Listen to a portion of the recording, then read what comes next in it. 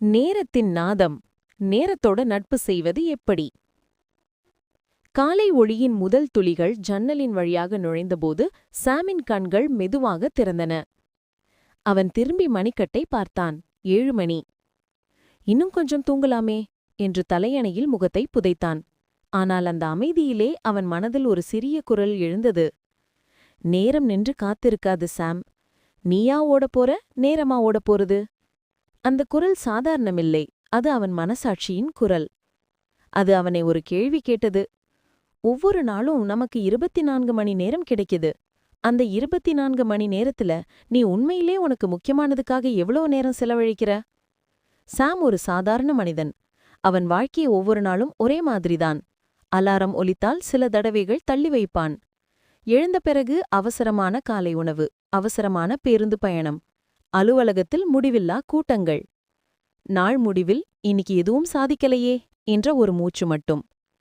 பல ஆண்டுகளாக இப்படித்தான் போய்க் கொண்டிருந்தது. ஆனால் அந்த நாள் வேற. அந்த நாள் அவனது வாழ்க்கையின் திருப்புமுடையாக மாறப்போகிறது. அந்த காலை குளியல் அறையில் கண்ணாடி முன்னால் நின்றபோது அவன் தன் கண்களில் ஒரு கேள்வியை பார்த்தான். நான் இதைவிட நல்ல வாழ்க்கை வாழ முடியாதா? நேரம் என் எதிரி இல்லை, அது என் நண்பனாக இருக்க முடியாதா? அந்த நிமிஷத்திலேயே சாம் ஒரு சிறிய முடிவை எடுத்தான். அவன் வாழ்க்கையை மாற்றப் போகிறான், ஒரு நாளிலேயே. புதிய ஆரம்பம். காப்பி ஒரு கப் குடித்த பின் சாம் ஒரு வெற்றுத்தாளை எடுத்தான். அவன் 3 வரிகள் எழுதினான். 1. இன்று நான் செய்ய வேண்டிய மிக முக்கியமான 3 வேலைகள். 2. அவற்றை முடிக்க வேண்டிய சரியான நேரம். 3. எனக்கு தேவையான சிறு ஓய்வு நேரங்கள். அவன் சிரித்தான். இது குழந்தை மாதிரி தோணுது. ஆனால் அவனுக்கு தெரியவில்லை, அதுதான் வெற்றி பெறும் மக்களின் ரகசியம். பெரிய மாற்றம் எப்போதும் சிறிய திட்டத்திலிருந்து துவங்கும். அலுவலகத்தில் மாற்றம். அந்த நாளில் சாம் அலுவலகத்துக்கு சென்றபோது வழக்கம்போல் மின்னஞ்சலில் மூழ்கவில்லை. அவன் தன் தாளை பார்த்தான். 3 முக்கியமான வேலைகள். ஒவ்வொன்றையும் சிறிய துண்டுகளாக பிரித்தான். முதல் பணி 2 மணி நேரத்துக்குள் முடிக்கணும். முடிச்சதும் ஒரு சிறு இடைவெளி. 2வது மதியத்துக்கு முன்னர் முடிக்கணும். 3வது மாலை 4 மணிக்குள் முடிக்கணும். அவன் ஒரு போர்வீரன் மாதிரி தன் பணிகளில் மூழ்கினான். மதியத்துக்கு முன் 2 பணிகளும் முடிந்திருந்தது. அடடா, இத்தனை எளிதாயிருந்ததா என்று அவன் தன்னிடமே கேட்டான். அவனுடைய முகத்தில் ஒரு சிறு பெருமை தெரிந்தது. பல ஆண்டுகளாக அவனை துரத்திய நேரம் போதவில்லை என்ற எண்ணம் இன்று மெதுவாக மறைந்து கொண்டிருந்தது. நினைவின் சக்தி. மதிய உணவின் பிறகு சாம் தன்னுடைய நோட்டு புத்தகத்தை எடுத்தான். அவன் முக்கியமான விஷயங்களை எழுதத் தொடங்கினான். குறிப்புகள் என்பது மூளையின் வெளியில் இருக்கும் மூளை மாதிரி என்று அவன் நண்பன் அருண் சொன்னதை நினைத்தான். எழுதிய ஒவ்வொரு வரியும் அவன் நினைவில் உறுதியாக பதிந்தது. இதை படிக்காமலே நினைச்சுக்கிற என்று அவன் சிரித்தான். இப்போது அவனுக்கு புரிந்தது, எழுதுவது என்பது நேரத்தை காப்பாற்றும் கலை. மின்னஞ்சலின் மிருகம். மாலை நேரம். வழக்கம்போல சாமன் மின்னஞ்சல் பெட்டி நிரம்பி வழிந்தது. 100க்கும் மேல் மின்னஞ்சல்கள்.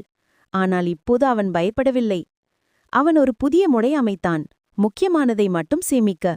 மற்றவர்களுக்கு அனுப்ப வேண்டியதை உடனே அனுப்பு. 2 நிமிடத்தில் முடிக்கக்கூடியதை உடனே முடி. மணி நேரங்கள் அல்லாமல் அரை மணி நேரத்திலே அவன் மின்னஞ்சலை முடித்தான். இப்ப நேரம் என் கட்டுப்பாட்டுக்குள் இருக்கு என்று மனதில் சொல்லிக் கொண்டான். மாலை 6 மணி. நேரத்தின் நட்பு. வேலை முடிந்து வீட்டு திரும்பும் வழியில் சாமின் மனதில் ஒரு இனிய இசை ஒலித்தது. இனி நேரம் அவனை இழுத்து செல்லவில்லை, அவனே நேரத்தை வழிநடத்தினான். வீட்டுக்கு வந்து ஜன்னல் வழியாக மறையும் சூரியனை பார்த்தான். அந்த பொன்னான ஒளி அவனுக்குள் ஒரு புதிய உணர்வை ஏற்படுத்தியது. இன்று நான் நேரத்தோட சண்டை போடல, அதோட நட்பு பண்ணிட்டேன் என்று மெதுவாக சொன்னான்.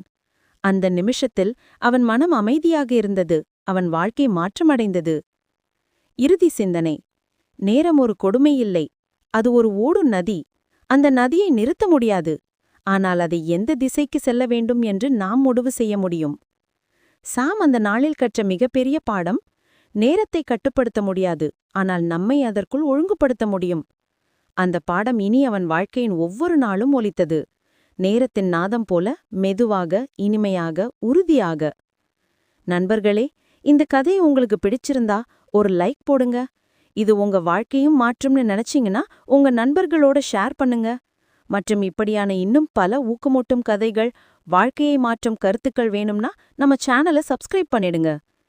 நேரம் என்ற நதியை வெல்லணும்ன்ற ஆசை இருந்தா இன்று முதல் நீங்களும் அதோட நட்பு செய்யத் தொடங்குங்க. நேரம் உங்களை நடத்த விடாதீங்க, நீங்க நேரத்தை நடத்துங்க.